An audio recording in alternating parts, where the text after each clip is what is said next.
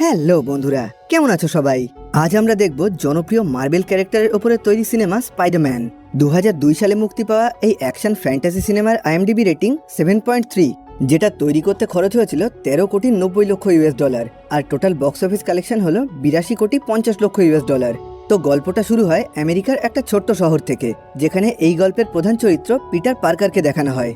পিটারের মা বাবা মারা গেছিল, সেজন্য ছোট থেকেই ও নিজের আঙ্কেল আর আন্টির সঙ্গেই থাকতো। ওর আঙ্কেলের নাম ছিল বেন আর আন্টির নাম মে। পিটার পড়াশোনায় খুবই ভালো ছিল, কিন্তু ওর মধ্যে কোনো রকম সাহস বা আত্মবিশ্বাস একদমই ছিল না। এবার দেখা যায় একদিন স্কুলে যাওয়ার জন্য পিটার নিজের বাড়ির থেকে দেরি করে বেরোনোয় ও নিজের স্কুল বাসটা মিস করে ফেলেছিল। সেজন্য এখন ওই বাসটাকে ধরার জন্য পিটার ওটার পিছনে দৌড়াতে শুরু করে। আর পিটারকে বাসের পিছনে ওইভাবে ছুটতে দেখে বাসের ভেতরে থাকা সমস্ত স্টুডেন্ট ওর উপরে হাসাহাসি করতে শুরু করে। কিন্তু বেশ কিছুক্ষণ চেষ্টা করার পর পিটার ওই বাসে উঠে পড়ে। কিন্তু বাসে ওঠার পর দেখা যায় কেউই ওর সাথে মিশতে চাইছিল না, এমনকি ওকে নিজেদের পাশে বসতেও দিচ্ছিল না। দেখে খুব ভালোভাবেই বোঝা যাচ্ছিল পিটার খুবই সাদাসিধে পড়ুয়া একটা বাচ্চা ছিল, যার মধ্যে কোনো রকম আত্মবিশ্বাস বা কোনো রকম সাহস ছিল না। সেজন্য বাসে ওঠার পর বেশ কিছু স্টুডেন্ট ওকে বুলি করতে শুরু করে, মানে ওর ওপরে অত্যাচার করে সেই ব্যাপারটা নিয়ে মজা করতে শুরু করে। কিন্তু পিটারের মধ্যে কোনো রকমভাবে প্রতিবাদ করার ক্ষমতা ছিল না।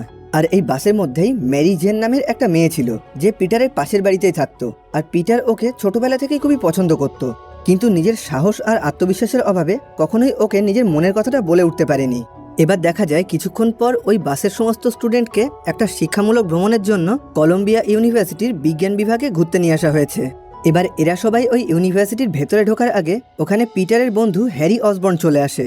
হ্যারিও পিটারের সঙ্গে একই স্কুলেই পড়তো, আর ও খুবই ধনী পরিবারের সন্তান ছিল। সেজন্য ও কখনোই বাসে করে স্কুলে যেত না। ওর বাবা সবসময় নিজেদের গাড়িতে করেই ওকে স্কুলে দিয়ে আসতো। হ্যারির বাবার নাম ছিল নরম্যান অসবর্ন, যিনি অসকর্প নামের খুবই বড় একটা কোম্পানির মালিক ছিলেন। আর ওখানে হ্যারি নিজের বাবার সঙ্গে পিটারের পরিচয় করিয়ে দেয়। তখন মিস্টার নরম্যান পিটারকে বলেন, আমি হ্যারির কাছ থেকে তোমার অনেক কথা শুনেছি, আর ও বলেছে তুমি নাকি বিজ্ঞানের খুবই ভালো একজন স্টুডেন্ট। কিন্তু তুমি কি জানো আমিও একজন ছোটখাটো বিজ্ঞানী? তখন পিটার বলে, হ্যাঁ জানি, আর আমি আপনার আবিষ্কার সম্পর্কেও পড়েছি, ওটা খুবই ভালো হয়েছে। যেটা শুনে মিস্টার নরম্যান পিটারের ওপরে খুবই খুশি হয়। এবার পিটার আর হ্যারি বাকি সমস্ত স্টুডেন্টের সঙ্গে ওই ইউনিভার্সিটির ভেতরে ঢুকে যায়। আর ওখানে একজন ট্যুর গাইড এদের সবাইকে জানায়, দীর্ঘ 5 বছর ধরে আমরা বিভিন্ন প্রজাতির মাকড়সার ওপরে পরীক্ষা করছি, আর এখন এই সমস্ত মাকড়সার ডিএনএর মধ্যে পরিবর্তন করে ওদের শারীরিক ক্ষমতা অনেক গুণ বাড়িয়ে দিয়েছি। সেজন্য এখন এদের তৈরি জালের সাহায্যে এরা বহুগুণ ভারী জিনিসকেও ওপরে তুলতে পারবে। আর সেই একই সাথে এদের শারীরিক ক্ষমতা অনেকটা বেড়ে গেছে, যে জন্য এখন এরা এক জায়গায় দাঁড়িয়ে সেখান থেকে অনেক লম্বা লাফ মারতে পারে।